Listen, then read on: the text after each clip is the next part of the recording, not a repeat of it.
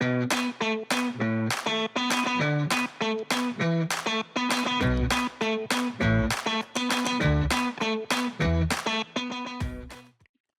à tous, bienvenue dans cette nouvelle vidéo.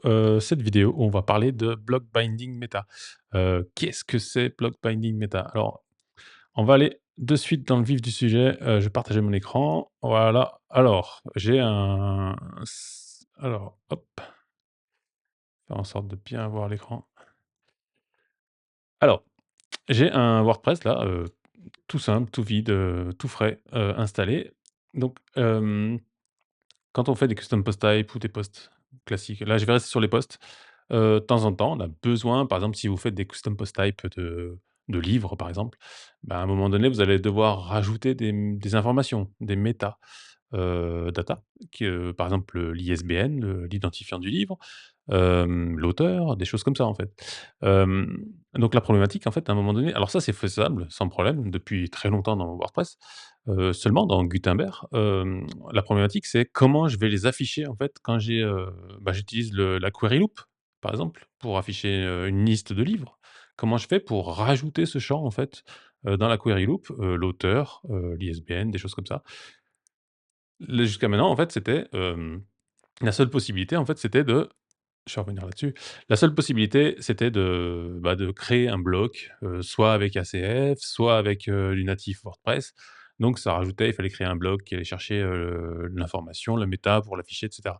Donc c'est pas super pratique quand on développe un site de toujours devoir créer des blocs, juste ne serait-ce que pour ajouter une petite information. Donc il y a une nouveauté, on va aller voir l'article. En fait, le block bindings, qu'est-ce que c'est? C'est la possibilité de binder, de connecter en fait un champ méta, custom fields, en fait, qu'on va rajouter, voilà, à la volée ou qu'on va créer via le register méta et de pouvoir l'afficher en fait, via, des paramètres dans le bloc, en fait. Et on a du et grâce à ça, en fait, on n'a plus besoin de créer un bloc personnalisé, et cetera et cetera. Donc on va le faire. Alors je vais faire 2 vidéos. Cette première vidéo, je vais rester vraiment sur le truc, de base. Voilà, on fait un custom field, on l'affiche et deuxième vidéo, j'essaierai de le faire avec ACF, donc un petit peu plus complexe, mais on verra que c'est possible aussi de le faire. Donc, c'est parti.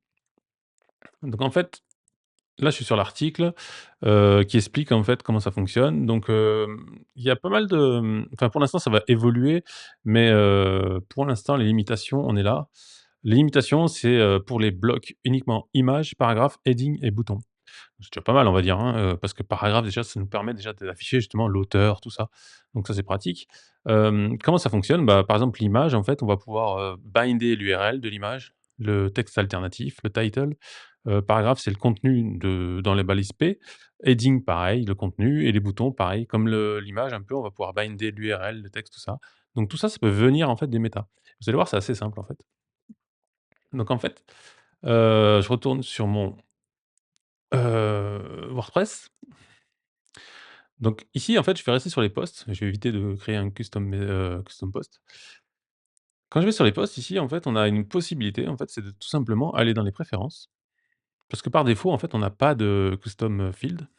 Donc je vais aller dans les préférences et là, j'ai, cette partie-là, advanced, où je peux afficher les custom fields. Donc je reload la page, voilà, hop et là, de suite, j'ai des custom fields. Donc j'en ai un par défaut, je sais pas d'où il sort celui-là. Certainement je sais pas trop. À partir de là, je peux mettre des valeurs et cetera et donc ça, c'est quand je vais sauver, en fait, ce post, c'est des valeurs qui vont être sauvées avec le post dans des méta. Voilà, des métadatas et à partir de là, je pourrais les afficher. Donc mon exemple, c'était par exemple, de créer un ISBN. Donc je vais faire comme ça. On va faire ISBN et à partir de là, je vais mettre n'importe quelle valeur. Blablabla. Alors, on va l'appeler mon livre. Et on va faire un petit peu de texte bidon. Voilà. Donc là, je le publie. Alors évidemment, pour l'instant, j'ai rien de spécial. J'ai mon texte normal, tout ça. Ce que je vais faire, c'est que je vais aller dans le template, donc le singles post. Alors, je vais revenir en arrière parce que pour les gens, des fois, qui sont pas trop à l'aise avec le FSE. Là, je suis sur l'admin. Alors, je vais enlever ça. Apparence editor, template. OK, et là, je prends mon single post. Donc c'est le template du post, voilà, quand on est à la page du post. Je rentre dedans. Donc comment je vais pouvoir afficher mon ISBN? On va dire que je vais l'afficher ici. Alors c'est assez simple. On va faire un paragraphe. Je vais marquer mon ISBN. Là, je sauve. OK. Ce qui se passe, c'est que pour l'instant, il ne va pas s'afficher. On va faire quelque chose. On va passer en mode, alors moi j'ai un raccourci, mais pour les non habitués, je vais aller passer en code editor, mais effectivement, il y a un raccourci, qu'il faut apprendre par cœur, ce sera plus simple. Mon ISBN, il est là. En fait, comment je vais pouvoir binder, en fait, et remplacer justement mon ISBN ici? Bah, c'est assez simple. On va aller chercher le code. Si je vais tac, tac, tac, tac, tac, je vais peut-être pas le trouver. Ah si, le voilà. En fait, si je prends ça, donc ça, c'est des paramètres, en fait, qu'on peut mettre dans les blocs, hein. Les blocs ont souvent des paramètres comme ça, mais ils ont rajouté cette partie metadata avec ce binding. Je vais ici et je rajoute ces informations au niveau du bloc paragraphe. Donc moi, ça vient, donc c'est metadata, bindings, content, parce que là, on est sur un paragraphe, donc c'est le contenu du paragraphe. La source, c'est le core slash post meta, donc c'est les métadonnées de ce post. Et la clé, donc, c'est donc ISBN. À partir de là, normalement, ça devrait fonctionner. Donc je sauve. Donc là, je rappelle, j'ai modifié le template, hein. On n'est pas dans le corps du post, hein. Donc là, j'ai ISBN affiché, voilà. Donc si je vais maintenant ici, post, et que je vais dans mon livre, je vais aller voir mon livre. Et là, pour l'instant, je n'ai pas mon information. Je rappelle, c'était n'importe quoi. J'avais écrit des textes FFF.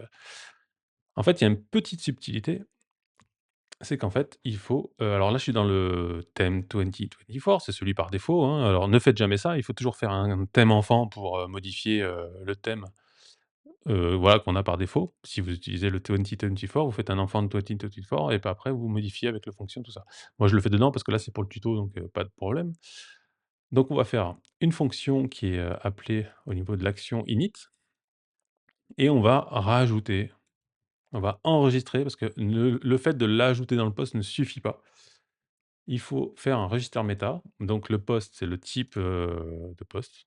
ISBN, c'est le nom. Show in REST, ça veut dire c'est affiché dans l'API REST. Single, c'est une seule valeur. Le type string et un petit sanitize pour éviter les injections. Là, si je sauve, normalement, et que je reviens là sur mon truc, ça devrait s'afficher. Voilà. Là, j'ai bien mon champ qui est bindé avec ma méta et c'est automatiquement ajouté dans mon template. Pas mal. Pas mal, pas mal, et je n'ai pas fait de bloc, rien du tout, j'ai juste rajouté une méta.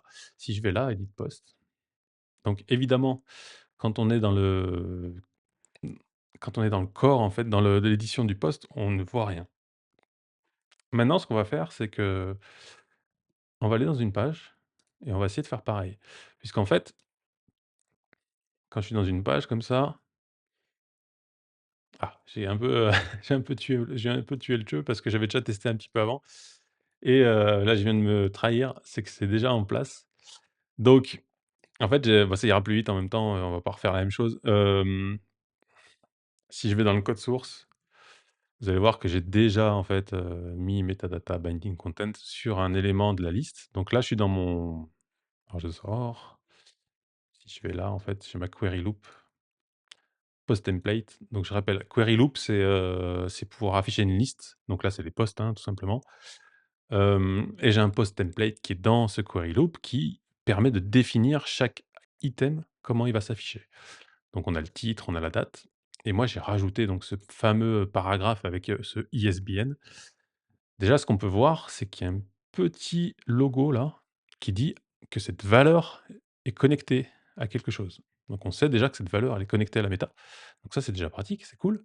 La couleur est différente aussi, parce que là, quand je suis là, c'est bleu. Quand je suis ici, c'est plutôt violet. Donc on sait que ça, c'est des méta qui sont bindés. Et bah, tout simplement, quand je vais dans le code source, c'est exactement le code, qu'on a utilisé pour le template. Donc c'est, voilà, source méta, post méta et la clé ISBN, et ça fonctionne. Je vois qu'il y a une petite erreur. Sinon, c'est ça, en fait. C'est juste parce que là, il est vide, en fait. Non, non, c'est bon. J'ai cru qu'il y avait une erreur et donc là, tout simplement, bah, là, c'est bindé, donc on voit de suite l'ISBN qui s'affiche. Donc c'est plutôt pas mal. Là, je vais enlever le custom field. Donc on voit que, grâce à ça, on peut rajouter, en fait, des métadatas dans des custom post types et dans les listes, les afficher, dans les templates, les afficher et tout ça automatiquement sans, faire quoi que ce soit.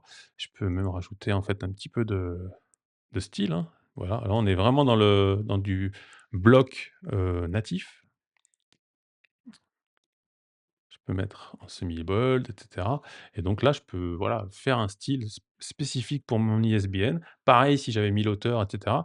Donc voilà, là, quasiment sans rien faire de code, je veux dire, c'est plutôt basique, hein, rajouter un register méta, je pense que la plupart des gens sont capables de le faire sans se tromper. Donc c'est plutôt pas mal. Voilà pour cet exemple. Donc là, j'ai fait le truc simple. En fait, j'ai fait le paragraphe. Comme je vous disais, il y a des images qui sont possibles. Donc là, voilà, exemple, register méta avec des images. On voit que, l'image URL, voilà, on enregistre 2 éléments, image URL, image alt et donc comme pour le paragraphe, on va chercher metadata bindings.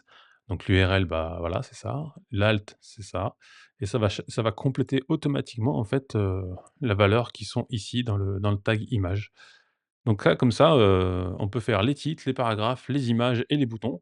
Donc c'est plutôt pratique. Je pense que pour les paragraphes, ça va être plutôt, enfin, ça va être le tag vraiment le plus utilisé à mon avis. Parce que les images, c'est un peu plus complexe, c'est ce qu'on verra aussi dans la deuxième vidéo avec les ACF, en fait, parce que les images, il faut une URL, et en fait, c'est soit vous mettez l'URL sous forme de texte, qui est pas très pratique pour la personne qui édite, de mettre une URL à la mano, quoi et sinon vous utilisez ACF, mais là, il y a une subtilité qu'on va voir dans la deuxième vidéo. Voilà. Bah, je vous remercie pour, bah, d'avoir suivi la vidéo et puis, bah, je vous dis, à bientôt dans la deuxième vidéo et puis, à bientôt pour d'autres vidéos aussi. Merci beaucoup.